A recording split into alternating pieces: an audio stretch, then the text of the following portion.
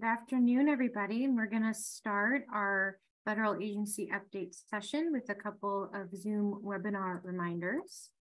So if you experience any Zoom issues, please call 1-888-799-9666 and choose option 2. Your audio will be streamed through your speakers. You can submit questions at any time in the Q&A box at the bottom of your screen. You can also upvote and comment on other people's questions. And this webinar will be recorded, and that recording, along with the slides and the session summaries, will be posted shortly on our website, bfdp.org. So now I'm going to pass it over to Michelle to introduce the session. Thank you so much, Sarah. Welcome back to the FDP meetings this afternoon for our federal agency updates. It's always a big highlight of our meetings to be able to share these updates with you. We have many participants who are still logging on. So while we wait for everybody to join the webinar, I want to share that we will have updates from the National Science Foundation, from EPA, from NASA, from NIFA, and from NIH. And today we have allotted plenty of time for this session to make sure that we have an opportunity to be able to address all of the questions and comments that you may have. We will be asking each of the presenters to hold their comments to approximately 20 minutes to leave time at the end of each session for you to be able to ask your questions about that session. Our aim is for that to be a little bit more cohesive for both the presenters and for all of you so that we can get your comments and questions in towards the same session at the same time. And for the NASA question that just came in, I have registered it, and when we get to the NASA presentation, we'll address it. Without any further delay, I want to introduce Jean Feldman, who will be providing us with the National Science Foundation update. Take it away, Jean. Thank you, Michelle, and I'm delighted to be here with all of you today, a very, very well-attended FDP meeting. To present to you the NSF proposal and award policy update. Next slide, please. I am Jean Feldman. I'm head of the policy office in the Division of Institution and Award Support, which is part of BFA at NSF. And we are honored to have presented these NSF updates since the inception of the FDP, and look forward to our further engagement with you. Next slide. So I've got some topics listed on this slide that I plan to cover. Obviously, we have a current existing proposal and award policies and procedures guide, the PAP guide, NSF 23-1, that went into effect on January 30 of 2023. I've got one piece of update that I want to make sure everyone remembers as part of the PAP guide for 23. I'm going to cover a bit about senior key personnel certifications and definitions. Very briefly covering the common forms for the biographical sketch and current and pending other support. We have a session after this one on foreign influence where I will be giving more information in that regard, so I don't plan on covering a great deal of that as part of this session. I am going to cover what are the major proposed changes to the PAP guide for 2024. This document is currently in the NSF clearance process for final clearance in the Office of the Director. So it is moving along, and I look forward to talking a bit about that. We always end with what are our upcoming outreach opportunities that we think you all would greatly benefit from participating in, as well as a resource slide at the end, just as a reminder of all the places that you can get greater access to information about the National Science Foundation. So next slide, please. So as I mentioned, the PAP guide currently in effect is NSF 23-1. I mentioned previously that it was effective January 30th of 2023. This was a PAP guide, though, that was very complicated, if you will, in terms of how we implemented it. And it was greatly based on the feedback that we received from the community during the public comment process, which we do annually, and which greatly enhances the feedback that we receive from the community, what we have included in our draft document, and whether changes need to be made based on the feedback that we received. So we had an effective date of January 30 for the entire document. And one of the things that we found out was, particularly from the university community, that their faculty were not quite ready for one of the changes that was included in the 2023 PAP guide, which was mandatory use of Science CV. And based on that feedback, which we do listen to, we opted to add a different effective date for this particular part of the PAP guide. So we wanted to give more time to get your faculty to get a Science CV account, get used to using this system.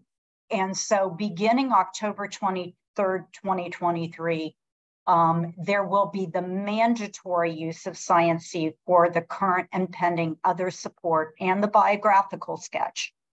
Now, we currently have in place another vehicle, an NSF fillable form, but beginning the 23rd, the system will automatically check and make sure your faculty, any person identified as senior or key personnel, have prepared their biographical sketch and their current and pending other support in Science CV. So that date is coming up quickly. So I would encourage you faculty in the audience, if you're not already doing so, or senior project personnel, to recommend your faculty get used to using it now before that October 2023 effective date. And yes, the system does know, and it will not let you submit proposals for individuals that have not complied with the Science CV requirement. Next slide, please. So I also wanted to remind you all that in terms of certifications, this past year, NSF implemented the certification requirement in NDAA 2021, section 223, that the information is accurate, current, and complete. And this certification right now appears on both sets, both the NSF fillable form as well as Science CV. An individual will have to agree. This is the screenshot from Science CV. The individual will have to click the agree button to affirmatively state that the information is accurate, current, and complete, and the certification is actually completed upon download of the document. Now, this particular example on the screen is the certification for the biographical sketch. There is also a similar certification for current and pending other support, but the language does differ a little bit in terms of what the actual certification is. So we wanted to make you aware of what the individual is actually certifying to in their particular when they're uploading their biographical sketch and current and pending other support. Next slide, please. I wanted to put a slide on the screen that gave you a bit of a refresher on the language that NSF does use. NSF for decades has used terminology senior personnel. And based on NSPM 33 implementation guidance, where a definition was included for covered individual or senior key persons, we, in this past version, 2023, included that definition in our definitions of categories of personnel document in the PAP guide. But I wanted to put a bit of a reminder here because this language is very, very important in that it specifies, at least for NSF, that there are two categories of senior key persons, co-PIs and co-PIs, as well as faculty associates. And you'll see this language played out even further when you look at the 2024 version when it is ultimately released. The important emphasis is that NSF wants to be fully compliant with the requirements in NSPM 33 implementation guidance. And this did require us to make slight definitions to our terminology for senior/key personnel. So I thought that was an important thing to share as we head down this road with more complete implementation of the implementation guidance. Next slide, please. So as I mentioned, we have been greatly involved in the development of the common forms for the biographical sketch and current and pending other support. I serve as co-chair with Michelle Bowles on the committee developing these common forms for the Research Security Subcommittee. I am going to talk a bit about some updated status for the common forms as part of the next session. The point that we were trying to heavily emphasize here, though, is NSF's role as steward of these common forms and what that role actually means in terms of what the requirements are.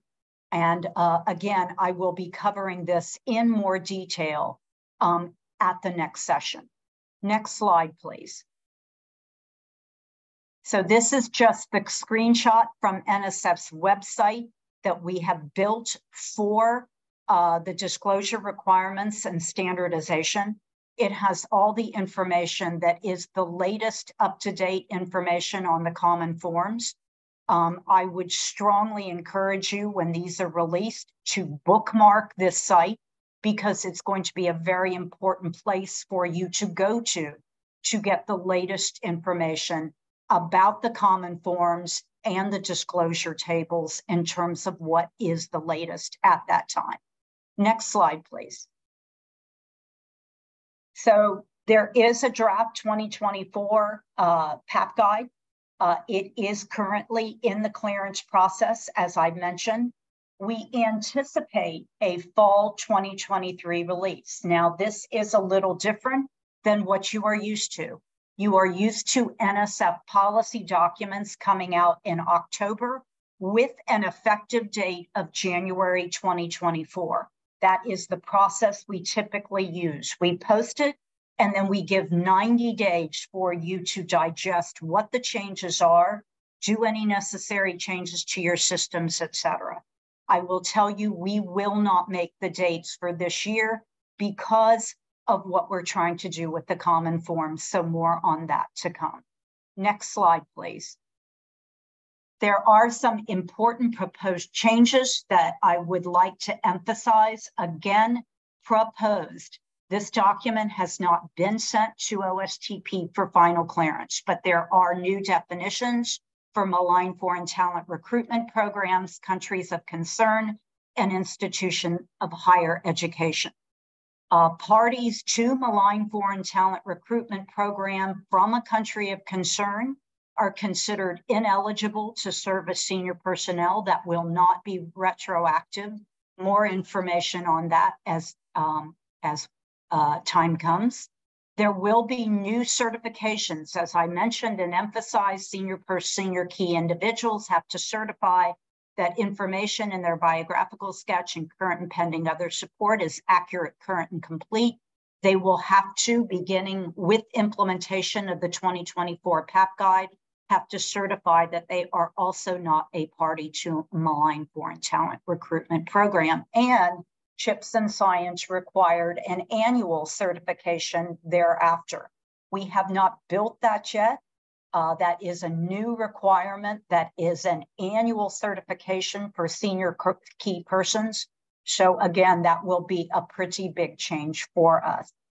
We have had mentoring plans since the initial implementation of NSP, of the America Competes Act in the 2009 timeframe.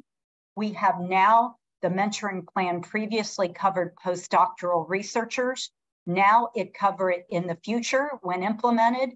In the 2024 PAP guide, it will cover both postdoctoral researchers and graduate students. The same page limitation, but you can identify different requirements for postdocs and grad students. Individual development plans. This is getting a bit of interest. In CHIPS and Science, there was a requirement to certify that awards that support graduate students or postdocs who receive substantial support have developed and annually updated an individual development plan that maps educational goals, career exploration, and professional development. NSF is defining substantial support as those graduate students or postdocs receiving 1 month or more of support during the reporting period.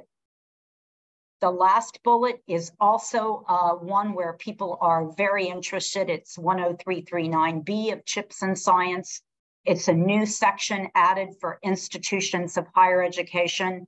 And this one applies only to institutions of higher education to annually report on current financial support of $50K or more, received directly or indirectly from a foreign source which is associated with a foreign country of concern. It's $50K annually, cumulative per source.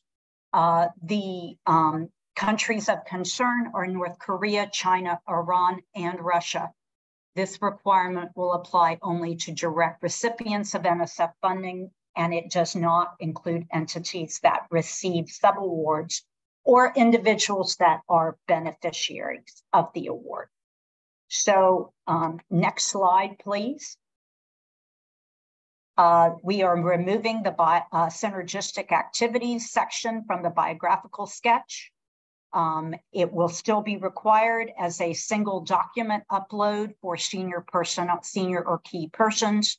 Current and pending support, I'm going to talk about more at our next session. We have a new proposal type for research opportunity awards for primarily undergraduate institutions. This is not a new program. It was included as part of a solicitation, and we're moving it to a PAP guide. And then finally, there's new categories for proposals returned without review for national security reasons, as well as language on post-award addition of off-campus or off-site research. Next slide, please. These are just the outreach opportunities. These slides will be available, but always a perennial favorite is our virtual grants conferences, December 4th through 7th, and the registration will open in November, as well as these other resources. Next slide. This brings me to the end of my time, and these are additional resources that you all may want to avail yourself of with regard to dealing with the National Science Foundation. Back to you, Michelle. Thank you so much, Jean, and thank you for that update, which is always is incredibly informative and I know well appreciated by our members. So we have lots of questions and we have time to go through them. I'll just jump right in. So we have an anonymous attendee who asks the following. Does Science CV have an API to allow information at institutions to be uploaded, or is it still a manual process? Many there's more. There's more. Many institutions have automated systems for outputting CPS. And if that can't be uploaded in an easy way, then is this just adding burden? Well, you can understand the nature of the question. Go ahead. Yeah, and it's a great question. And I do know that Bartrewick from Science CV is very interested in this issue. As of right now, though, they are still the form you fill out in Science CV based on who you want to submit it to. You would pick the NSF format. And that is currently, we understand the issue, though, and we are hearing you. So that is something that we plan to work harder on, as well as additional pre-population from things like ORCID, which would also help eliminate administrative burden. So we hear you. And that was a great question. Thanks so much. Xingpin Hu asks, is there a way to link Science CV to research.gov? Similar question for automated transfer to save the steps of downloading the PDF and uploading. I think you've addressed it, but I don't know if you have any additional insights to offer. I don't, but I will tell you that tomorrow there is a session on Science CV, and some of these sessions questions are very good to pose as part of that question as well. I will be there, and I know Bart Trawick and David Saunders as well. So definitely some of these questions on Science CV would be great to ask there as well. It sounds great. And there is another Science CV question along the same lines. Can you confirm that Science CV OS will have the capacity to make it clear if the awards are held by the applicant organization or held by a different institution for faculty with joint appointments? I think I'm understanding this is about clarifying who essentially owns that Science CV from an institutional standpoint. Well, I think that one is getting into a detail that I have like 3 questions right off the top to take back. So if we could take that one offline, I would greatly appreciate it, because there's a lot of meat to that question. There is, and I'm going through my own Science CV right now, so I understand exactly the nature of that issue. Through who is that Science CV getting connected on a multi collaborator proposal, or if you have more than one affiliation, right? So we'll appreciate the update to that. Here's the next question. So I am clear and understanding correctly, common forms means that these would be unified and the same across agencies that are adopting these common forms.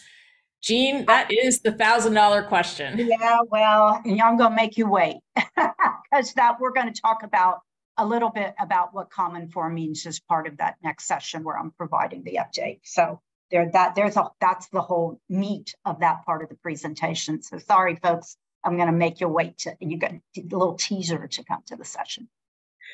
Okay, another common forms question from Megan Dietrich. Are you able to speak at all as to if the common forms are implemented as they exist in their current draft form, if the NSF will adopt them as is, or does NSF plan to seek OMB approval for any agency-specific modifications? I think that's a fair question to address as part of this session. NSF will have one fairly significant deviation, which I actually think it will be cleared through OMB, which I actually think people will like. And that's the fact that you have to report products, and as part of the biographical sketch, NSF will be keeping its standard of 5 products most closely related to the proposal being submitted and 5 other significant products. We believe that will greatly reduce administrative burden for faculty. And so I could see that being as one that people found as unacceptable, but that is the most significant change. That is exactly why we removed synergistic activities, was because preparing for it truly being as common as we can make it. Thank you. And we appreciate that. We understand what goes into it. Yeah.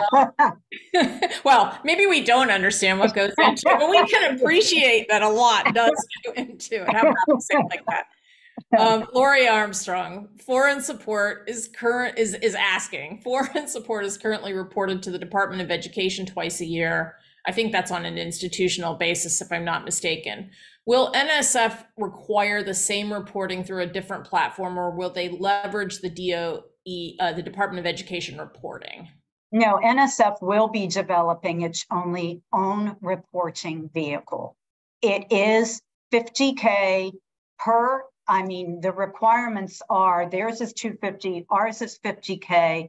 Theirs is not limited to countries of concern, ours is. So there's a number of nuances that will differ, but we will definitely be developing an annual institutional report, and ours is only once a year. And Jean, is that something that is going to go to the SRO? Who do you anticipate being the responsible party at institutions for providing An authorized organizational representative, just like we do for every other reporting requirement that we have. It has to be the AOR. And just related to that, are institutions able to designate different authorized individuals for different reporting requirements, or does it all go through the same one individual who's designated? Well, that depends greatly by institution. Some institutions only have one or two. Others, and it's somebody like the VPR, for example, whereas other institutions have 15 AORs. And they may develop their portfolio by agency. It may be fields of science. So that's really an institutional issue. It's all that we can say is that it will be required to be submitted by an individual designated as an AOR. Thank you for that clarification. There's a comment from an anonymous attendee stating that in Florida, there is already a requirement to report foreign awards and gifts over 50K. So obviously there's the federal layer of this, and then there's, the variation that happens across our states. And, absolutely. And we have actually, just so folks know, been meeting with some professional societies, AAU, APLU, ACE, COGR, about implementation of this reporting requirement. So we're not doing it in a vacuum. We have been having communications to try to make sure we can get this right to the extent possible. Couple last questions here. Another Science CV question. Is there any update to the issue in Science CV where PIs cannot refresh publications from ORCID? Again, tomorrow is a Science CV session. I don't know if you have additional insights, Jean.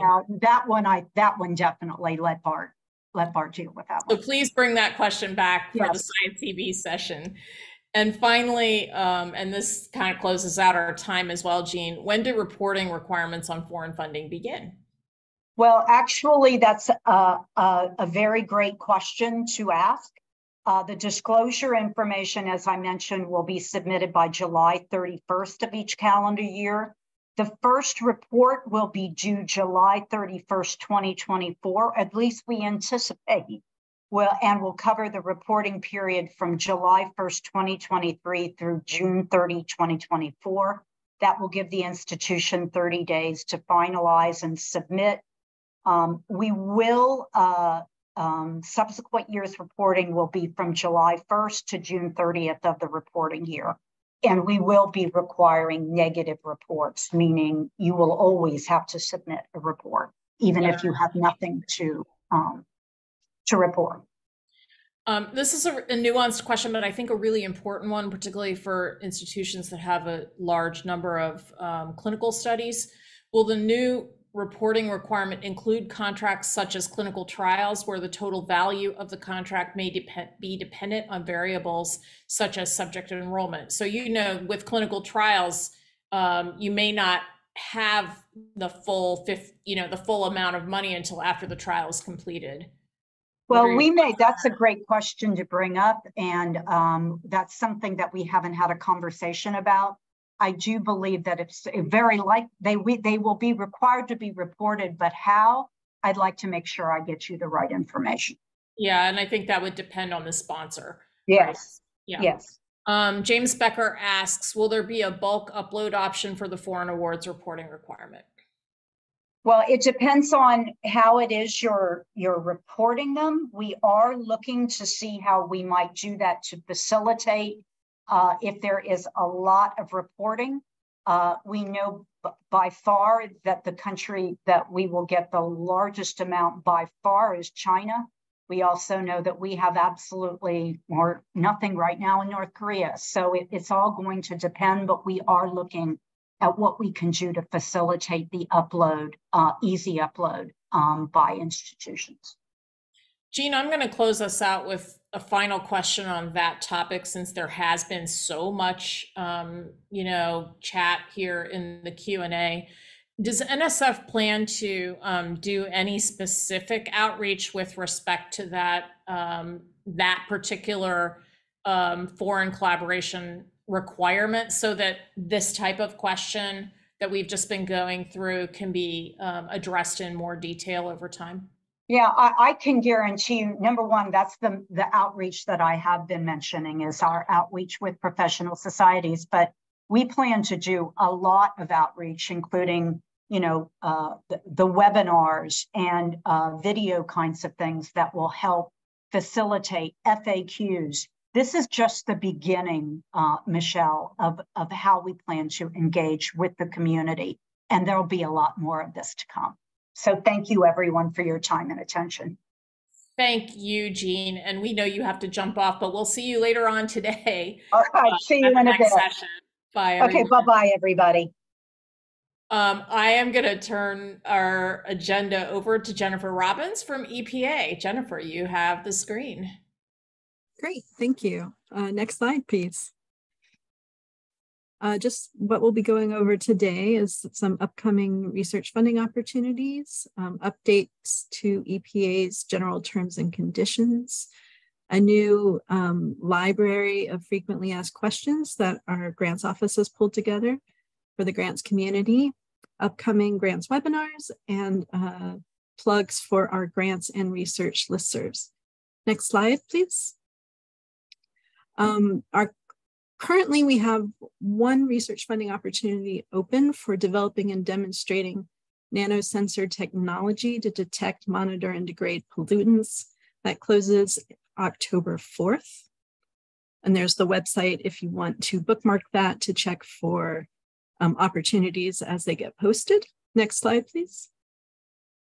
Other upcoming topics include treatment technology demonstrations using practical and affordable manganese treatment for small drinking water systems, research on PFAS in agriculture, resilience of coastal ecosystems, sustainable green chemistry, and air quality information to address community identified air pollution concerns. These will probably be coming up in the next quarter or so. Next slide, please. Here are the recent updates to our terms and conditions. We've added a post-award disclosure requirement for current and pending support on research grants and requires post-award reporting of any new foreign support for EPA research grants. The other four are IG instigated, requires certification and consequences of fraud, reporting waste, fraud, and abuse requirement, whistleblower protections, and access to records, including the requirement that EPA and our IG have access to information and personnel relevant to an EPA award. The grants office sent out email notice with the updates. And if you have any questions, please send the email directly to epagrantsinfo@epa.gov. Next slide, please. This is a new EPA grants community library of frequently asked questions. It's based on the questions the grants office has been getting after their grants webinars, during and after the grants webinars. It should be searchable and covers topics such as applying for grants, executing grants, and complying with EPA grants policies and requirements. It'll be updated continually as webinars are held. And if you have any questions about the community library of FAQs, again, please email epagrantsinfo@epa.gov. Next slide, please. These are upcoming grants award process webinars. There's one, is that today? Applying for non-competitive EPA grants. The competition process is covered next Tuesday, 2 to 3:30. There's a webinar on our terms and conditions next Thursday, and you can find recordings of past webinars at that address. And we recommend you subscribe to that listserv to find out about upcoming webinars. Next slide, please. There's also a listserv for our grants listserv, which will tell you about webinars, but also include information about new guidance and information, changes in requirements, and any other pertinent general grants information. Next slide. And my office also has a research grants listserv. If you'd like to sign up, it'll tell you about upcoming requests for applications. Next slide. If you have any questions at all, please email me at robbins.jennifer@epa.gov, and I'll try to get you an answer. And that's it. Thanks. Jennifer, thank you for that wonderful presentation. I'm checking the Q&A, and we have no questions for you right at this moment. So great. You did such a great job. So people do have your contact information, and if they do have any follow-up questions, we'll ask them to send you an email or give you a call. Our next speaker is NASA, and we have Christiane Diallo and Mary Sladek. Thank you, Maria. So good afternoon. My name is Christiane Diallo, and I'm a Senior Program Analyst with the NASA Office of Procurement's Grants Policy and Compliance. And today I'll be sharing some grants policy updates, some upcoming initiatives, as well as current and upcoming funding opportunities. And then I'll turn it over to my colleague, Mary Sladek, to talk about some updates within the Science Mission Directorate. Next slide, please. Our contact information is listed here. Should you have any questions following this meeting, feel free to contact one of us. Next slide. So as part of the NASA Equity Action Plan to raise awareness to NASA grants programs and process, the Grants Policy and Compliance established a Grant and Cooperative Agreement YouTube playlist channel. And this channel features grants-related training videos and information sessions. The info sessions and trainings are aimed to provide potential applicants and NASA grant recipients with insights regarding resources and guidance on various aspects of the NASA grants and cooperative agreements. The first on the list is our Ask NASA Part 1 series event. This was held virtually on March 29th. And that the purpose of that event was to engage participants about what they should know before applying to NASA grants and cooperative agreements. The second listed here is NASA Grants and Cooperative Agreements 101. And this training provides a general overview of the federal financial assistance process, including the regulations that governs financial assistance awards. We also recently published Grants 102, and this is a comprehensive and informative overview of key topics to assist individuals in successfully navigating the NASA grants process. We have 3 trainings that are lined up, estimated to be completed by the end of this year. That includes an introduction to the 2 CFR 200, as well as an understanding of the single audits and the NASA grant award closeout process. Next slide, please. All right, so maybe some of you may have seen our RFI that was recently published in the Federal Register. We often receive FOIA requests for grants-related documentation that includes the recipient's proposals. So to ensure that NASA can promptly address these requests, the RFI was issued on June 27th of this year to solicit the public's input on the feasibility for proposals to mark proprietary information within the grant proposals. Within that RFI, NASA was interested in learning the potential impacts that would require grant applicants to mark FOIA exempt material within their grant application and how that might impact their organizations. So whether NASA should retain the same page limit if applicants are required to mark FOIA exempt portions of their applications, and if the page limit should be adjusted to accommodate the requirement. Lastly, one of the questions that we wanted to know was other factors that we should consider in the development of guidance that is related to FOIA for NASA grants and cooperative agreements. The comment period for this RFI closed on July 20th. The comments that were received are currently under review, and a final decision will be issued once the adjudication is completed. Next slide, please. Another RFI that was recently issued was regarding NASA's public access plan to increase access to the results of NASA-supported research. The RFI was issued by the NASA Office of the Chief Scientist on May 18th, with the comments period closing on August 17th. This was issued as a response to the 2022 Office of Science and Technology Policy Memorandum on Scholarly Publications.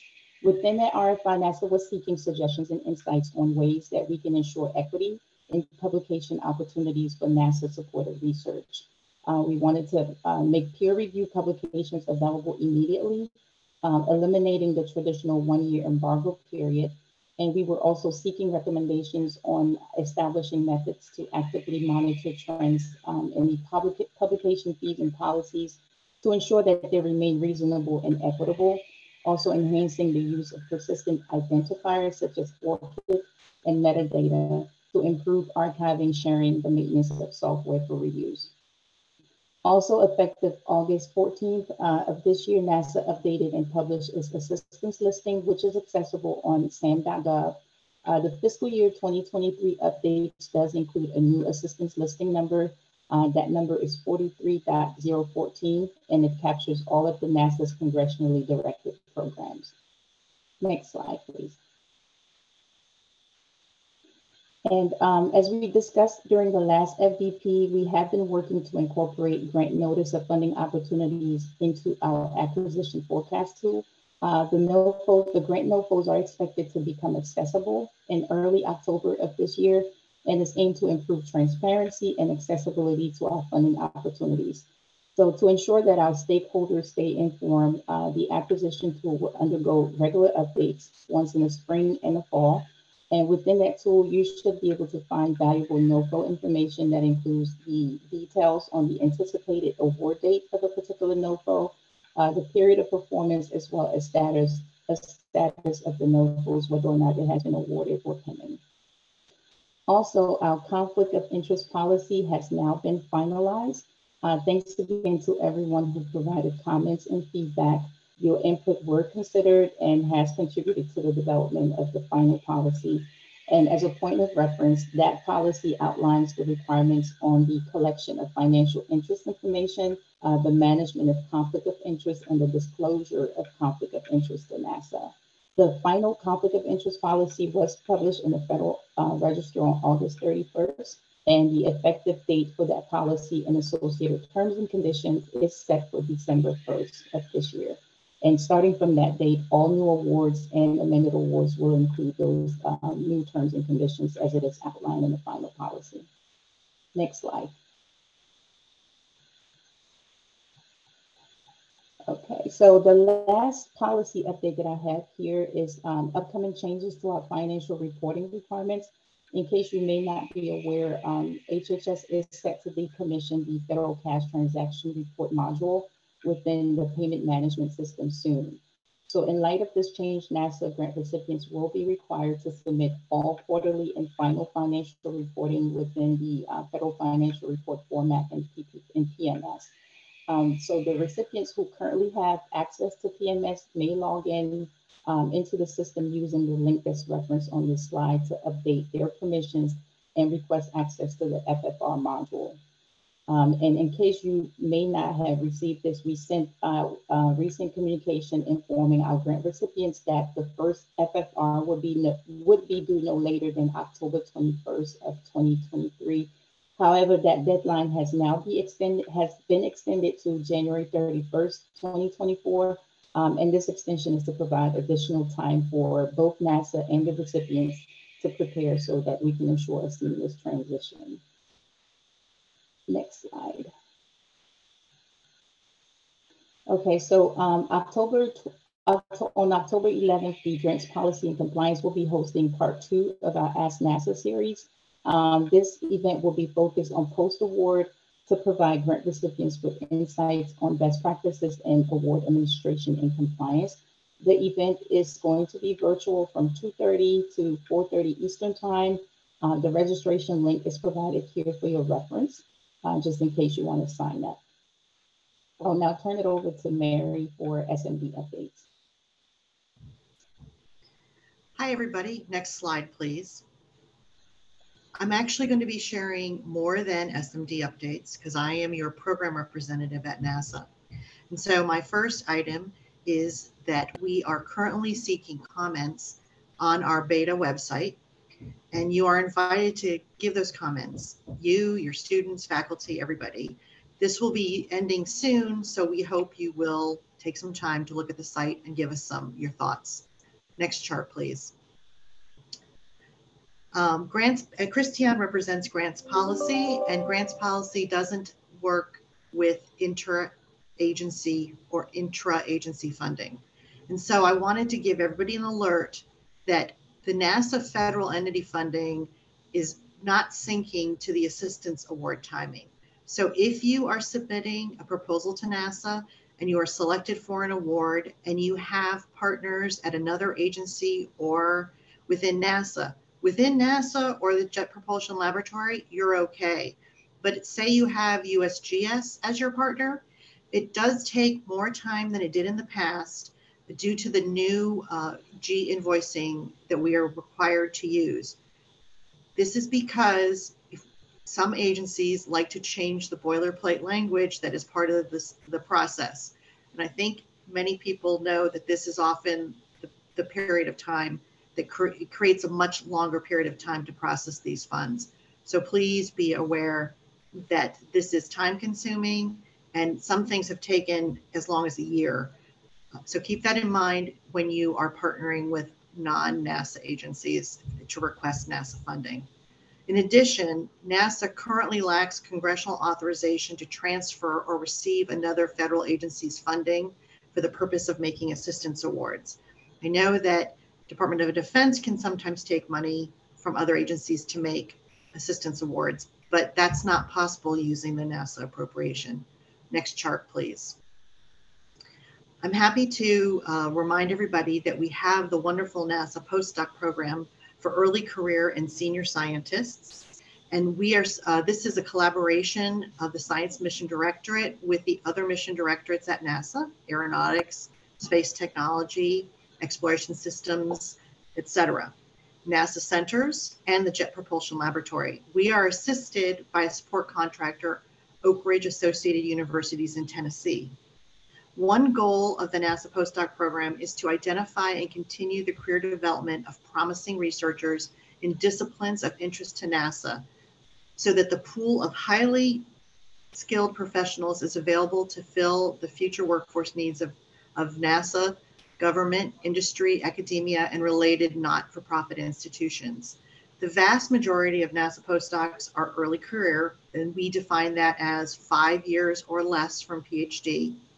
Graduate students may apply prior to the receipt of PhD, but they may not enter the 2-year NASA postdoc appointment until the degree is awarded. Next chart, please. You've probably heard on the news that the NASA Unidentified Anomalous Phenomenon Independent Study report was released. All this chart does is provide you the links and a little bit of history if you're interested in that topic. Next chart, please. Now, this is specific to SMD. We have new leadership in the Biological and Physical Sciences Division. It is Dr. Lisa Cornell. I have provided her email address in case you want to reach out to her. She has been very active working with all other agencies on an initiative on advancing 3D tissue platforms for use in exploration. And in addition, the Biological and Physical Sciences Division has now a brand new, as of last week, decadal survey, Thriving in Space, Ensuring the Future of Biological and Physical Sciences Research. And this covers not just the Science Mission Directorate, but it also includes the Space Operations Mission Directorate. You can see a wonderful interactive version of the report on the Academy's website. It is provided on this chart. Next chart, please. And before I turn it back to Christiane to finish up our charts, I wanted to just raise this possibility to you that if you are interested in eclipses, you might want to know if your institution is part of the path to total solar eclipse next year. It goes through Texas and moves through Oklahoma, Arkansas, Missouri, Illinois, Kentucky, Indiana, Ohio, Pennsylvania, New York, Vermont, New Hampshire, and Maine.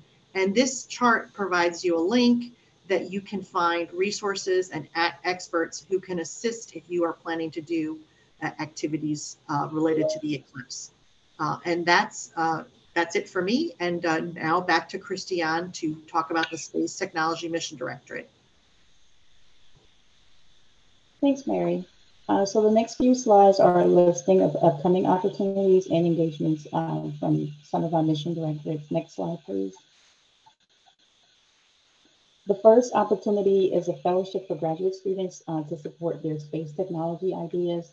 The award for this opportunity is up to $84,000 per year with 4 years of support, and this covers tuition, student support allowance. The proposals are due November 1st, and in the event that you have questions about the opportunity or would like to serve as a reviewer, please reach out to the email address on this slide.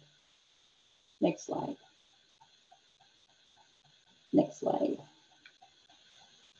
The Office of STEM Engagement plans to release 2 notice of funding opportunities under its EPSCoR program. That is going to be in October 2023 and November 2023. Available funding for this research NOFO is approximately $11 million and will fund up to 15 awards at $750,000 each.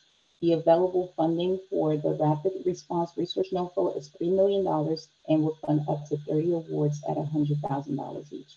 And in case you're not familiar with the EPSCoR program, it does establish partnerships with governments, higher education, and industry, and it's designed to affect lasting improvements in state or research or regions' research infrastructures, R&D capacity, and its national R&D competitiveness. EPSCoR is directed at those jurisdictions that have not participated equitably in competitive aerospace and aerospace-related research activities. And they are geared to 25 states, Puerto Rico, the Virgin Islands, and Guam. Next slide, please. Next slide. For our aeronautics mission directorates, there are 2 opportunities. The first is the University Student Research Challenge, which seeks students who have an aeronautics-related project idea and a passion to develop that idea. The proposals will be submitted in cycles, and the due dates for each cycle is listed here on this slide, as well as the Q&A information sessions. Again, if you have any questions regarding the opportunity, you can send those questions to the email address that is on this slide. Next. All right, the second opportunity for the ARMD Mission Directorate is the Gateways to Blue Skies Competition Challenge, which challenges students' team to conceptualize aviation-related systems that will aid in natural disaster management. The proposal deadline for this opportunity is February 27th, with the notice of intent to compete on October 16th. Additionally, there will be a Q&A sessions on November 2nd and January 25th. And again, questions about this opportunity may be directed to the POC that is on this slide. Next slide, please. Next slide. I believe this is the last slide for us. And it's a list of few links and resources for your reference. Not going to go through all of the links that are listed here, but I want to point out that, again, the GPC office recently established the Grant and Cooperative Agreement YouTube channel that features all of our grants-related training and videos and information sessions. So I will encourage all of you to visit that link if you want to learn more about NASA grants. And those are all the updates that I have. Okay, we have a couple of questions in the Q&A that are still open. First question is from Jennifer Iglesias. When will FFRs for NASA awards be available in the payment management system? So typically the FFRs are made available in the system once the reporting period ends. And given that the FFR for the changes that we're making is going to cover the period of October through December 2023 reporting period, it should be available in the system starting January 1st. So that deadline be extended January 1st, you should be able to see the FFRs in there. All right, thank you for that response. We have one more question from Susan Anderson. Is the NASA graduate support only for PhD students or also for a master's student in non-PhD granting institutions of higher education? Mary, do you want to take that one since it's program related? I will try to take that. It varies by the particular NOFO announcement. So for example, in the Science Mission Directorate, we have the Future Investigators in NASA Earth and Space Science and Technologies program, and all students would be eligible, master's, PhD, graduate, that's open. The one that Christiane mentioned from the Space Technology Mission Directorate, I am not as familiar with the content, but it is possible that that may be, but I don't know for sure, limited to PhD students. You will need to look at the actual NOFOs for the specifics about who is eligible. I also just want to bring something up. Christiane and I had already added some comments into the question about use of the NSF fillable PDF. We discourage people using that now, but I believe, Christiane, that GPC will be posting in the future a fillable form. Is that correct? That's correct, ma'am. And do you have any idea when, like, what the schedule is for that? Right now we're conducting internal review, and once that's finalized, we will have an idea of when that date is. So probably we'll know more by the January FDP. Hopefully. Okay, great. All right. Well, thank you for covering that question and also answering that in the Q&A. We have no additional questions for you. We wanted to extend our thanks and gratitude for presenting. Our next speaker is Susan Rice from NIFA. Take it away, Susan.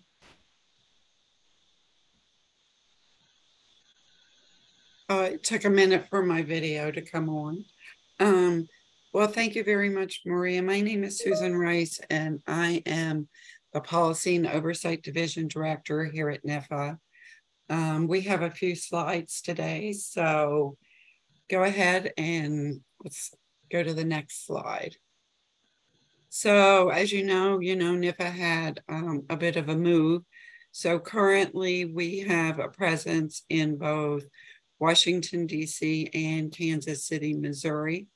Our headquarters where our director, associate directors, and other folks reside over across from the South Building.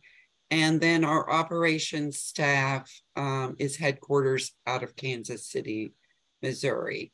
Currently, we're staffed at right around 350 employees with our target to build up to a workforce of 390. So we've made some progress on that. Next slide, please. Also, we were happy to announce back in May, Secretary Vlasic announced that Dr. Manjit Misra is the new director of NIFA. Dr. Misra comes from Iowa State University, where he was a professor of agriculture and biosystems. So we were just a little over a year without a permanent director. So we're very happy to have Dr. Misra aboard and looking forward to implementing and carrying forth with his vision and priorities. Next slide, please. So this is just, here we are at the end of FY 2023. So these numbers, of course, will be updated for the next FDP. But for FY 22, we did over 2,500 grants with approximately 70 programs with a total funding amount right around $2.2 billion. Next slide, please. Some of the programs that we were able to fund through in 22 and then carrying into 23 were funded through the American Rescue Plan Act, which parts of it were amended by the Inflation Reduction Act. We had some meat and poultry processing, workforce training, some ag career development at some of our minority serving institutions, This is a rather large initiative we call Next Gen, and has several different components. Out of the Consolidated Appropriations Act, we were able to fund some facility development with the Institutes for Rural Partnerships, and then a laying hen and turkey research program. Next slide, please. NIFA priorities, of course, NIFA continues to advance the administration priorities through programmatic and operational initiatives. We support and continuing to support our programs, our partners addressing critical needs. This is at the state, regional, and local levels, as well as our partners in Native nations and territories. We continue to strive to lead federal efforts in advancing agricultural related sciences. Next slide, please. So NIFA, in addressing the needs of our partners, we look at funding collaborative projects that deliver solutions. An example of this is the Excite program, which we funded in collaboration with the CDC and the Cooperative Extension System. And so this program funded was used to address funding disparities between rural and other underserved communities for vaccine education. And so we reached more than 11.5 million people nationwide, and we had participation from over 72 land-grant universities for that project. We were able to do a part 2 of this project that the awards went out recently this last June. So it's something that's ongoing and we're very excited about. We do a lot of listening through input sessions. We try to get out in the community as much as possible to see, what do our partners need and what do the communities need, and where can we fill in those gaps. Recently, we've been able to do some enhancement to our portfolio of 4-H programs. We've seen that the number of registrants for the 4-H National Conference has gone up, and we've been in collaboration with the White House and NASA on a 4-H STEM program. We continue to focus on high quality customer service. We conduct some mock panels for our stakeholder groups, and also we've recently started to do some minority serving institutional trainings for applications and on program implementation. We will continue this effort in the future. So, keep a lookout on our website for upcoming opportunities. Next slide. So NIFA systems have sort of outlived their usefulness, and we've been looking into grants modernization initiative. This is a long process. It's going to take us some time, but we have been working with NIH and utilizing their ERA Commons. So we've moved forward with that effort. If you'll go to the next slide. So we have made that selection, and we're currently conducting the fit gap analysis to see where this system may fit in with the current business practices that NIFA has, and then how can we make any adjustments necessary. We feel like going to the new system is going to not only help all of our internal folks, but be a much easier system to navigate for our stakeholders and applicants. Next slide, please. Something that we have talked about with you, I think, over the past few years has been an initiative that we call SPIRA, which is our Schedule of Program Implementation from RFA to Award announcement. It's been a several-year process. We started in 2020. We started, the process initially was started to provide more transparency and to be more proactive with our grants life cycle. We've been able to internally do a lot of upgrades to how we run this process. We're now using some internal power apps to feed the information, which feeds into dashboards where we can get a look of, well, what's behind? Where do we need to flatten the curve more? Where do our stakeholders need more time, to prepare applications, and how can we make that fit into a yearly plan? Something we're very excited about. We've already been able to complete our FY 2024 RFA calendar for the entire year. And you will begin to see those projected dates for publication on the NIFA website under the calendar for requests for applications. We've done this over the past couple of years.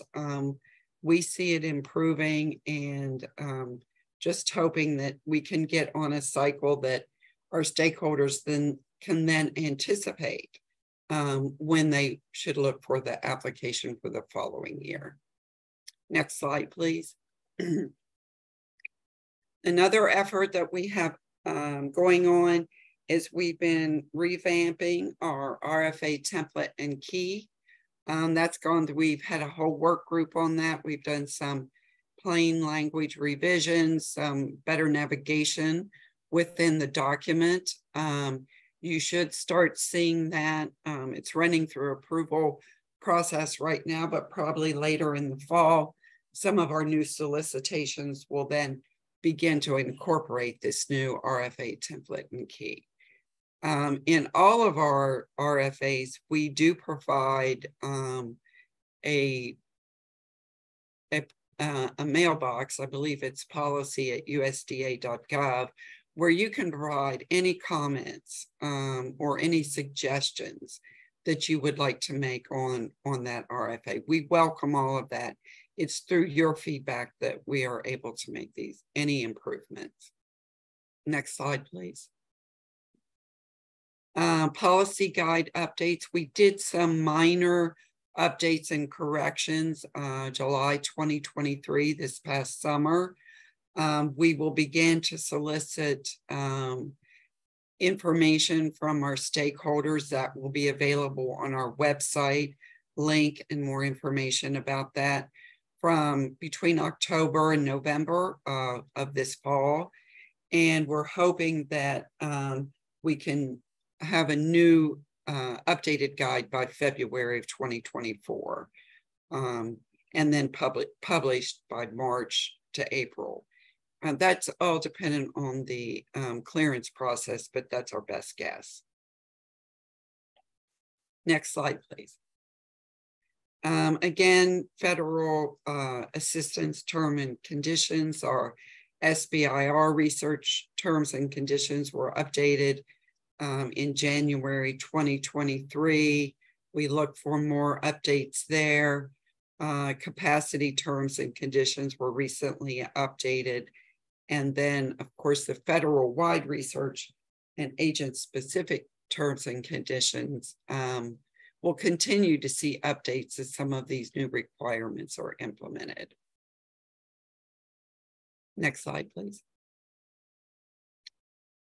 It is that time for the Farm Bill. Hopefully we'll have a bill by the end of the year, maybe beginning of next year. There is a link provided here if you have any input to send to the Farm Bill Committee. There's a form and an address where you can send that. We will be providing updates once we receive the Farm Bill to what things will change and how we will implement those changes. Next slide, please. I'm sure everyone's aware that OMB is doing some updates to the 2 CFR. Once those are finalized and made public, then we will update all our relevant documents for our stakeholders. Next slide. So, you know, NIFA is trying to realize its full potential. We are fully staffed, or almost. We're getting very close. And we're beginning to be able to look at our processes. How can we improve them? And how can we move ourselves forward? One thing I did not mention that's on this list is we've been doing some changes to our NIFA reporting system. And I believe just about every quarter they've been able to do some updates to the system. There's webinars listed on our website, and they have, I think, done a great job in informing our external stakeholders when these updates are made and listening, because they're in order to reduce burden on our groups. Next slide, please. So we are all together on a mission, and we will continue to work with our stakeholders to provide the best customer service as we can. Next slide. Thank you, Susan, for that very informative presentation. We really appreciate it. We have 2 questions that are open in our Q&A. One has to do with indirect cost rates. So the question is from an anonymous attendee.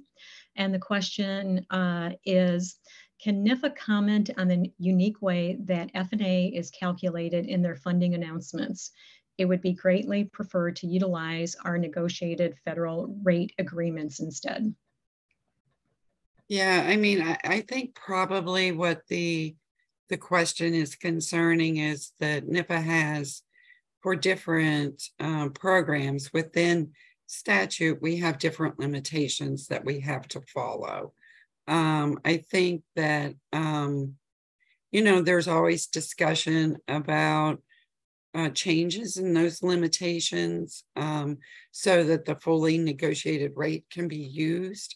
But at this point in time, we have to, you know, we have to follow the statute. And if that limitation is there, then that is how we have to calculate the rate.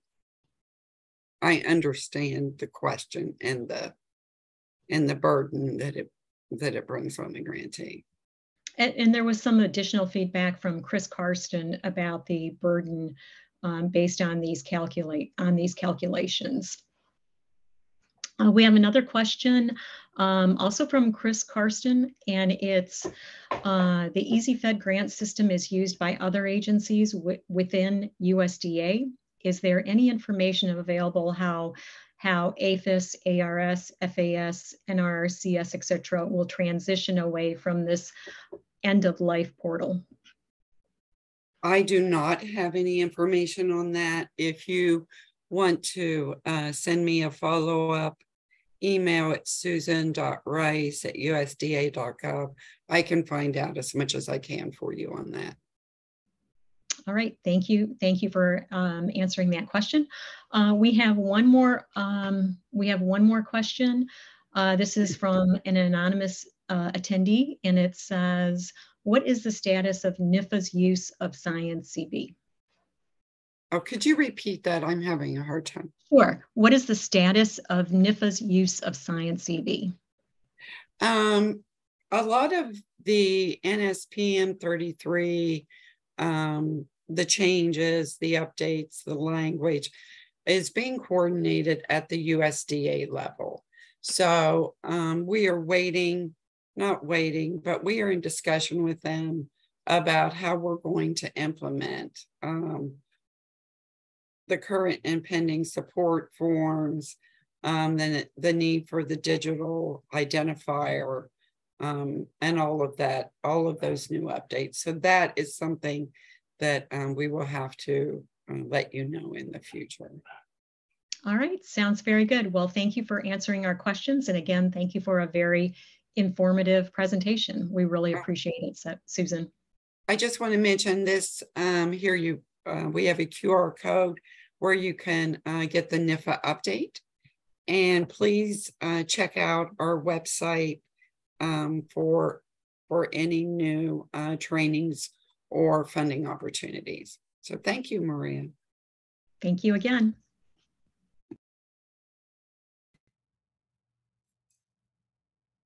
That brings us to our final federal update, and I turn it over to you, Kasima, to provide that.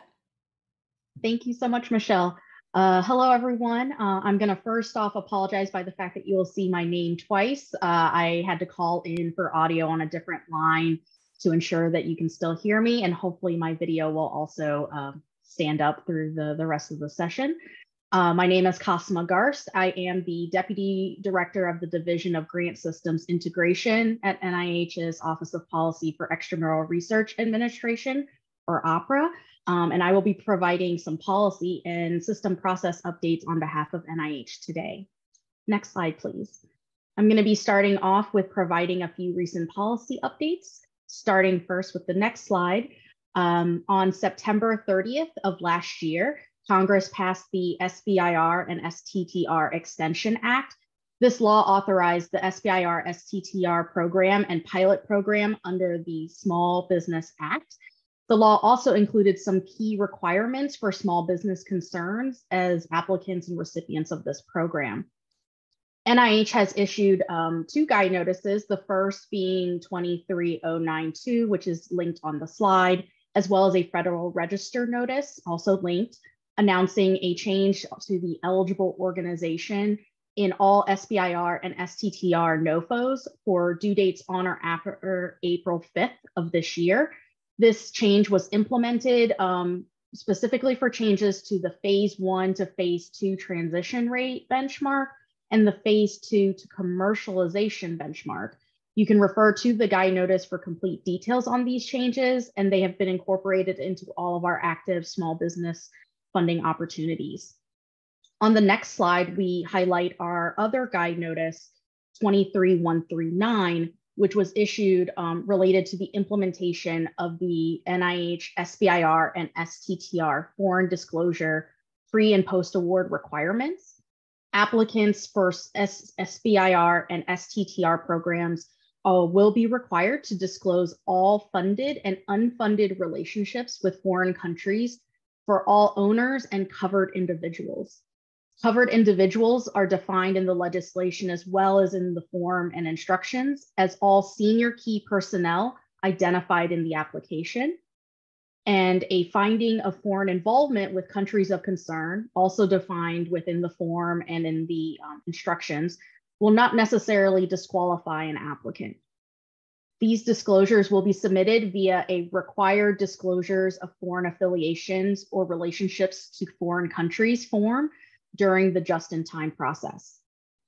The disclosure form is available on NIH's website, linked on the slide, and the guide notice also contains more details on what information must be included on the disclosure form, the security risk criteria that final award determinations will be based on per the Act, and post-award reporting requirements.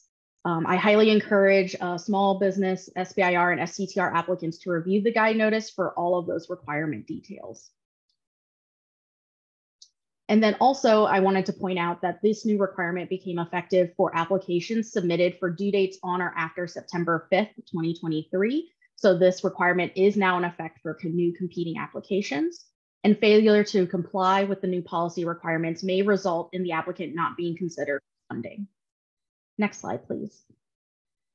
On September 15th, NIH issued NOT-OD 23182. This is the NIH final updated policy guidance for subaward and consortium written agreements, which provided several updates to section 15.2 administrative, and other requirements of the NIH grants policy statement. Beginning on January 1st of 2024, recipients will be required to ensure all subaward and consortium agreements are formal written agreements that have been agreed to and signed by both parties. If a subrecipient is unwilling to agree to the terms and conditions of the agreement, then the agreement cannot be issued. Section 15.2.1 of the NIH grants policy statement provides a list of all the factors that must be addressed in each agreement, and these are also outlined within the guide notice as well. NIH will not support any agreement that does not meet the minimum requirements outlined in section 15.2.1 of the GPS. Foreign subrecipients must also provide access to copies of all lab notebooks, all data, and all documentation that supports the research outcomes as described in the progress report to the primary recipient with a frequency of no less than once per year in alignment with the timing requirements for the RPPR submission. Such access may be entirely electronic. NIH also expects recipients to update existing subaward agreements to address this requirement within 60 days of the effective date of this notice. NIH recognizes that recipients may need additional time depending on the number of agreements that are in place for each project, and therefore extensions may be requested if that is needed. NIH also expects recipients to ask potential subrecipients at the application stage to submit language in their letters of support indicating their awareness of this requirement and the subrecipient's willingness to abide by all requirements should an award be issued. Failure to comply with these requirements could result in NIH implementing any of the remedies for noncompliance as described in section 8.5 of the grants policy statement, specific award conditions and remedies for noncompliance. And also, not only is the guide notice linked on the slide, but also to an open mic blog post, which features a video with Dr. Lauer, Dr. Tabak, and Michelle Bowles addressing the community feedback related to this guide notice. On the next slide, we have an updated policy on NIH peer review related to artificial intelligence technologies. The guide notice linked on the slide that was released on June 23rd prohibits the use of generative AI in peer review. It provides clarification on a previous guide notice, 22044, on maintaining security and confidentiality in peer review. Materials pertaining to an application or a proposal and any other associated privileged information cannot be disclosed, transmitted, or discussed with other individuals through any means except as authorized by the designated federal officer. NIH scientific peer reviewers are prohibited from using natural language processors, large language models, or other AI technologies for analyzing and formulating peer review critiques for grant applications and R&D contract proposals.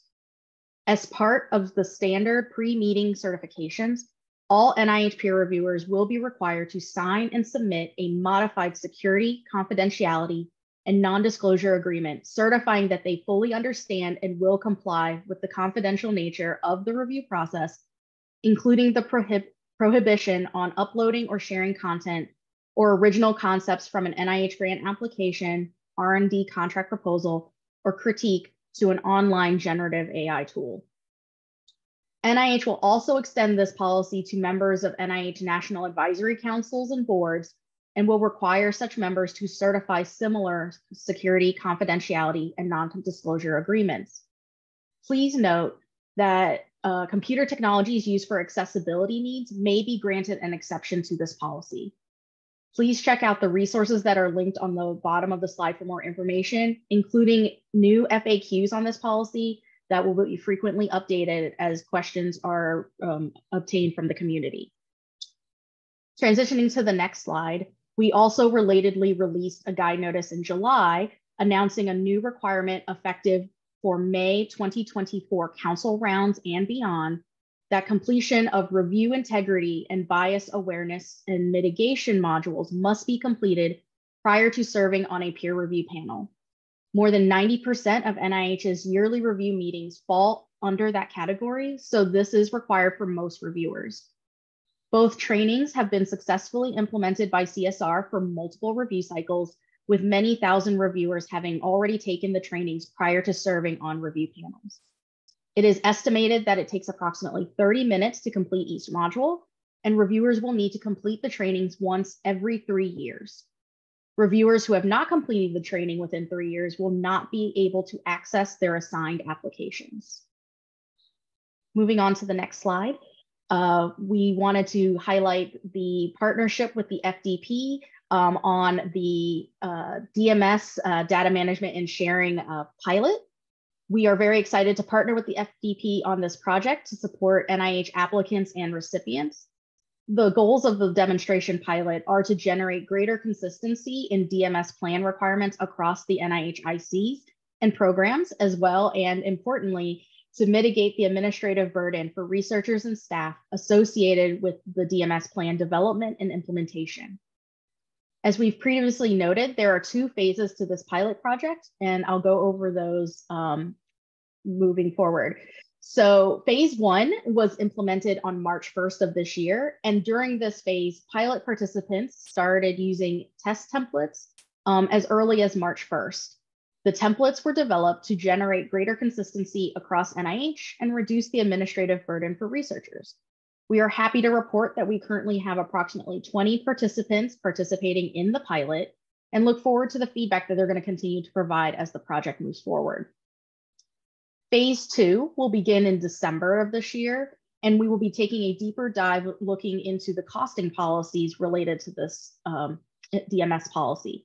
The purpose of this phase is to determine how to identify additional or unforeseen costs and the feasibility of placing costs in a single category. We did want to share that NIH understands the community's concerns about data management and sharing costing, and we're working to ensure that we are mitigating that administrative burden where we can and eliminate opportunities for audit findings for our applicants and recipients. One of the major changes that we are implementing in advance of the phase 2 pilot is that effective for due dates on or after October 5th, DMS costs will no longer require a single DMS cost line item to be outlined in the application on the detailed budget form. Instead, DMS costs will be requested in the appropriate cost category, such as personnel, equipment, etc. And summary of the DMS cost information must still be provided within the budget justification attachment.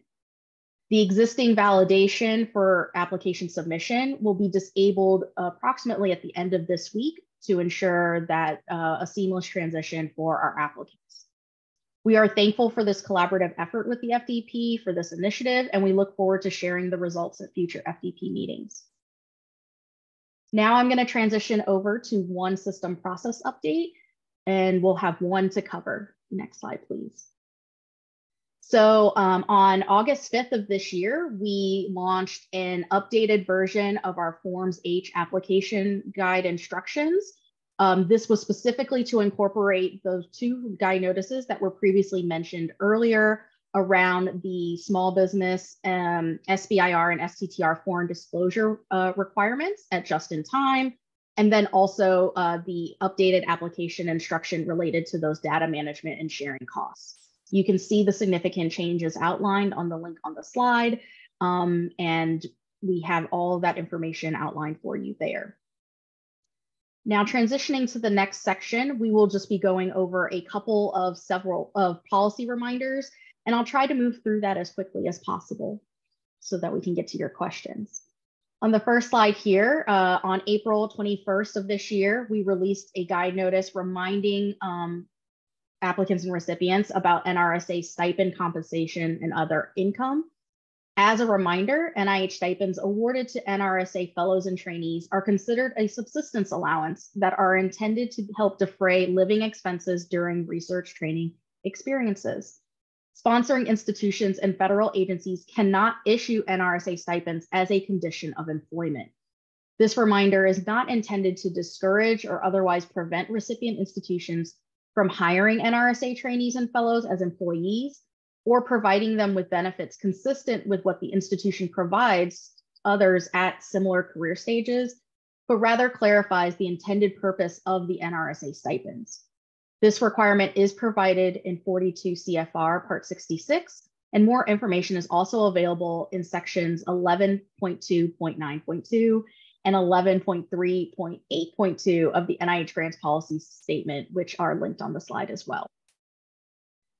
Moving to the next slide, we wanted to remind everybody related to the implementation of the requirements for submitting the updated biosketch and other support format forms in an effort to support the strong collaboration across the federal research agencies, much of which Jean had mentioned in her session. NIH has made every effort to align the biosketch and other support formats that NIH currently uses and the instructions with the guidance issued by the Office of Science and Technology Policy. As a result, the guide notice that is linked on the slide informed the community that NIH updated those application form and instructions to align with those requirements to support the need for applicants and recipients to provide full transparency and disclosure of all research activities, foreign and domestic. NIH applicants and recipients should understand that all research endeavors should be disclosed for both domestic and foreign activities, not merely financial. And they should also be familiar with those updated biosketch and other support formats, instructions, and requirements. Not using the appropriate formats may cause NIH to withdraw applications from or delay consideration for funding. We have extensive FAQs and resources that are also linked on the slide, and I know Michelle will be providing updates in the future sessions later this afternoon, and more information is to come as part of those IAF interagency form adoption. On the next slide, we just have a quick reminder regarding timely progress reports. Our progress reports are due 60 days prior to the next budget period for non-SNAP awards, or 45 days prior to the next budget period if you are subject to those streamlined non-competing award process or SNAP considerations. If your project is multi-year funded, the progress report is due on or before your award anniversary date, and it's particularly important that you do these in a timely manner to not lead to delays in receiving your out-year funding. On the next slide, we have a reminder about the Federal Financial Report and Financial Closeout Service Center and updated guidance for returning grant funds. NIH recently published a notice providing updated guidance to NIH recipients who need to return funds for NIH grant awards that have ended, but the funds have not yet expired or canceled. If the refund is $20,000 or greater, NIH recipients must submit a revised FFR and post the refund to the PMS document. If the refund is under $20,000 on a closed PMS document, then the funds should be returned to PMS with instructions to post the funds to miscellaneous receipts. A chart outlining the updated refund process for various scenarios may be found under the compliance resources on the NIH OER webpage, as well as instructions for how to send the refund to PMS on the PMS website. Both links are available on the slide and within the guide notice itself. Next slide, please. Another reminder related to our reporting of inventions from federally funded activities through iEdison. This is a mandatory requirement. Additionally, each year, identify inventions and patents that are in the progress report in the RPPR. It's also important to ensure that you submit final invention statements as part of closeout if applicable. As a friendly reminder, iEdison had transitioned from NIH ERA to the National Institutes of Standards and Technology, NIST, in August of 2022. However, there have been no changes to the longstanding NIH requirements for invention and patent reporting under the Bayh-Dole Act, as incorporated by reference as a term and condition of every NIH grant award. The only change is the new iEdison system interface and the associated login.gov requirements for access. You can refer to the NIH grants policy statement for those specific reporting requirements. Moving on to the next slide. The government support clause is a statement acknowledging federal support of a subject invention that must be included in the specification of a US patent application or a US issued patent. It is important to remember that the language in the government support clause is very specific. It is provided in quotation marks in the statute. When providing the federal agency in the government support clause, you must ensure that you're providing the National Institutes of Health, not, for example, the National Heart, Lung, and Blood Institute or the Department of Health and Human Services. Neither of those are federal agencies. The former is an institute and the latter is a department. The National Institutes of Health is a federal agency for the purposes of this statute, and it's also important that when you provide the NIH grant number in that support clause, you must ensure that you're including the 2-letter institute code and the 6-digit serial number, including all leading zeros as applicable. So as you can see from the example that's on the slide, for the grant number, you would provide CA for the National Cancer Institute and 0123455 to indicate that grant number. Moving into my last reminder, finally, and is a reminder that at closeout, recipients must submit final progress, financial and invention reports as applicable within 120 calendar days of the project period end date. NIH will initiate unilateral closeout actions if recipients fail to submit final reports on time. And please remember that you don't need to wait until all closeout reports are ready to send them. After your grant ends, we advise that you send each report as soon as you are ready to submit it. You can refer to the NIH grants policy statement for specific reporting requirements, as well as your notice of award. And to provide further reminders of timely closeout report submission, in fiscal year 24, NIH will begin implementing a new 90-day closeout reminder email notification, as well as beginning to send emails to recipients that have rejected final FFRs, reminding them to submit a revised FFR report. So moving to the next slide, it concludes our NIH updates for today. We have a slide with some resources for you, as well as information on the next slide about some listservs that may be helpful for you to sign up for if you have not already done so. And lastly, the contact information for the NIH Opera office and the different teams there within. Thank you all for joining and all that you do. And we hope that these updates were helpful for you. And I'll be happy to take some questions at this time. Thank you so much, Kasima. My goodness, that was so much information and we have so many questions. So I'm going to jump right in. And this one is kind of an FDP one, so I don't know if we'll have an answer, but we'll ask it anyway. Does the FDP template currently meet the updated requirements of 15.2.1? I am not sure about that, but we can take that back. Is there anyone from the FDP group that would be able to, subcommittee that would be able to speak to that? It looks like the foreign subaward sample incorporates the whole GPS according. Thanks, Kevin. Yeah, thank you for that insight, and we can dig into that as well. Next question, does this requirement, I'm not sure which requirement now we're referring to, that PTEs must collect this information annually, or rather that we need to have access to it if requested? I know that guide notice had just come out. I believe this is referring to the subaward agreement and the data. Is that right? Let's see. Oh, yeah, based off of the question from Julie right after that. I believe it's the access to it, but it might be helpful to check out the FAQs. And if there isn't, we can take that back to see if that's something that we can add as part of our FAQs. And just related to that, do PTEs need the administrative backup, or is it all lab research documents only?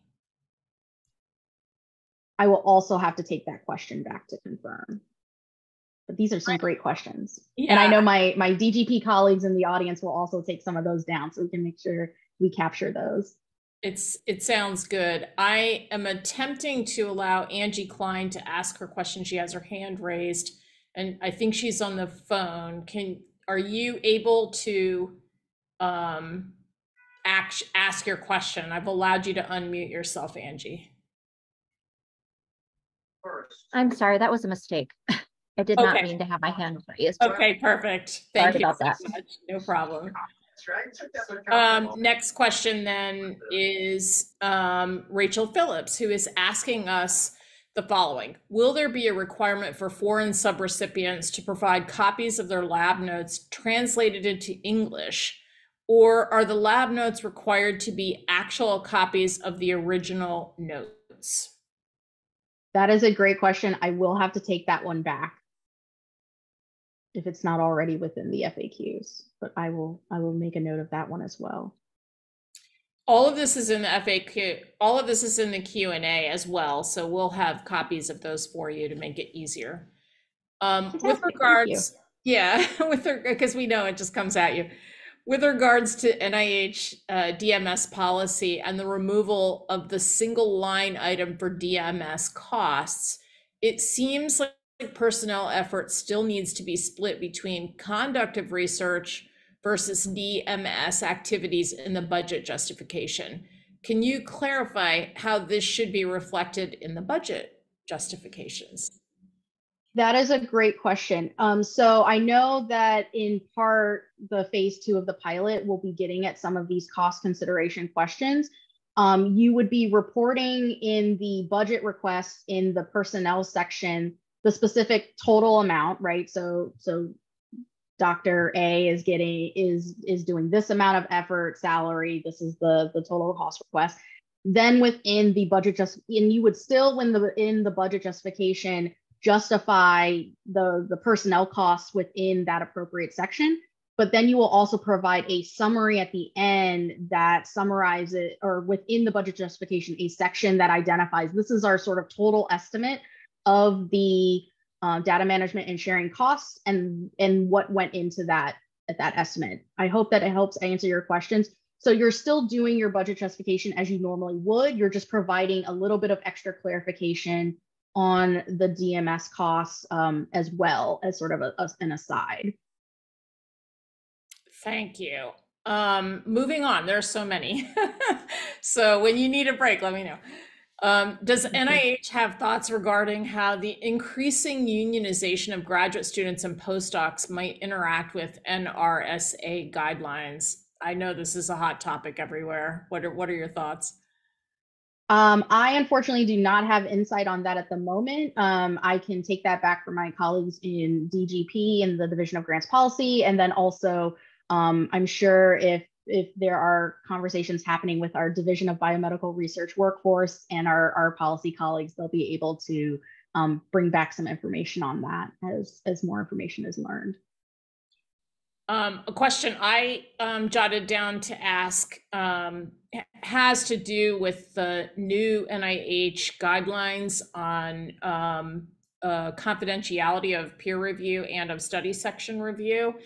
You explained how that'll be implemented, but my question has to do with what if any are the anticipated consequences if a breach in peer review is discovered? That is a great question. So I know we have some resources that are available, and then we also have information about our research integrity and some of those areas. I can get access to some of that information. I do not have it readily available, but I know we do have means for reporting those concerns. Thank you. Kevin Ritchie asks, and it's a multi-tiered question, so I'll go through it carefully. Regarding possible extensions to the 60-day deadline for updating existing subawards to be in compliance with Notice OD 23-182, can you provide any more detail about this process? Second question is, what type of extension justification is NIH looking for from recipients? At what level is the exception approved? Should recipients submit separate extension requests to the GMS for each existing subaward? And finally, can recipients submit broader extension requests to NIH or its institutes and centers that cover all of their existing foreign subawards? And that is sort of echoed by multiple people. So I guess there are a lot of questions about that topic. I wonder if you could share your insights about those details. These are all really great questions. I unfortunately have not had an opportunity to review all of the newer FAQs that have come out about this. And I know that Opera is looking into adding some of those, so we'll have to take those back and confirm. I don't want to provide any of the wrong information at this moment, but we'll definitely take all of these back. These are great questions. Moving on, Jim Luther asks, can NIH and others, if some of the rest of you that are still online have comments about this, opine on when guidance will come out about the possible federal shutdown? And obviously this was addressed a little bit in the chat, but I wonder if you have any insights for us. We all want to Unfortunately, know. I'm not able to comment on that for NIH at this time. I think I did see one of our fellow speakers was able to speak for their agency, but I cannot comment for NIH at this time. Does anyone else have comments about the shutdown that they care to share? Understood. That is a concern. Okay. Next question. Does NIH plan to require the use of Science CV for biosketches and other support documentation? I know that is definitely part of our implementation discussions, particularly when we move towards the interagency form adoption. However, the final implementation plans are still being finalized and will be communicated out well in advance of the requirement to switch over. But that is very much being looked at. Thank you. Could you clarify on the phrase permit to have access to for foreign subs all records related to the NIH funded research described in the progress reports?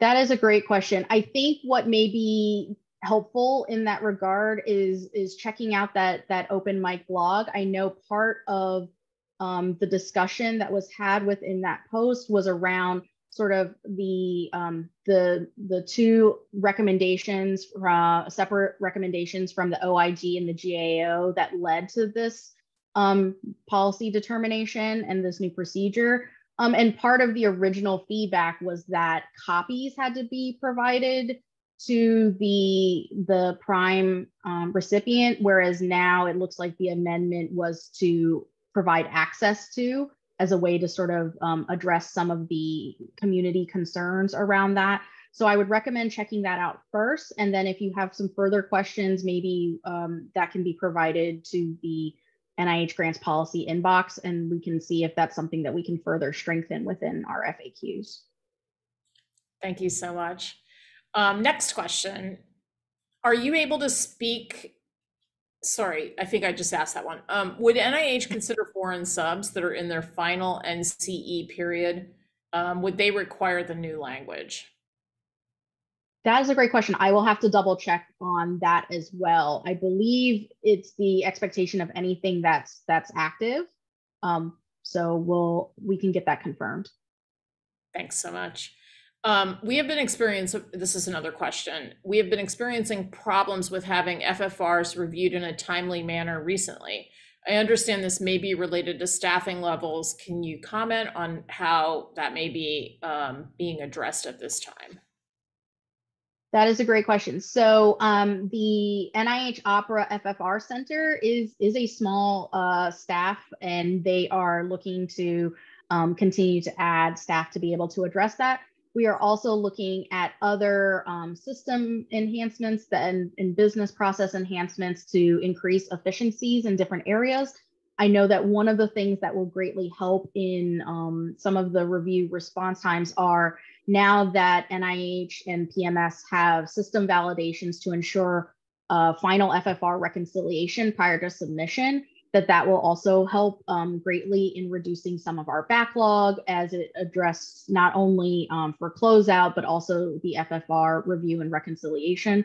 So we hear you, and we definitely understand. Please reach out to that Opera FFR Center inbox if you're encountering any specific challenges related that you have inquiries on. But please know that we are doing everything that we can to try and address that very concern. Thank you so much. Okay, last question that I have in the queue at this moment is, has NIH considered adding, oh, another one popped in. All right, there are two more coming.